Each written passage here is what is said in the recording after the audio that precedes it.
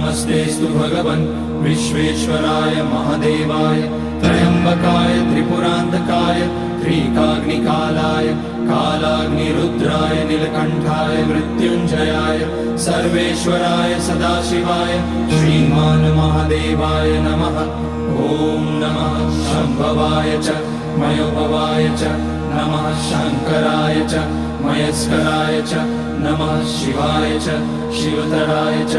ॐ त्र्यम्बकं यजामहे सुगन्धिं पुष्टिवर्धनम् उर्वारुकमिव बन्धनान् मृत्योर्मुक्ष्यमामृतात्। नागेन्द्रहाराय त्रिलोचनाय भस्माकराय महेश्वराय नित्याय शुद्धाय दिगम्बराय तस्मै नकाराय नमः शिवाय। मन्दाकिनी सलिलचन्दन चर्चिताय नन्दीश्वर प्रमथनाथ महेश्वराय